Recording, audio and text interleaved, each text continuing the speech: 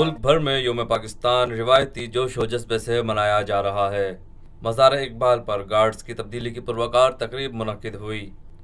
پاک فضائیہ کے چاق و چوبند دستے نے مزار اقبال پر اعزازی گارڈز کے فرائض سنبھال لیے۔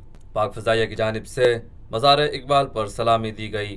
بیس کمانڈر PAF بیس لاہور ایئر کموڈور سید صباحت حسن نے بطور مہمان خصوصی شرکت کی اور مزار اقبال پر پھولوں کی چادر چڑھائی اور فاتحہ خوانی کی۔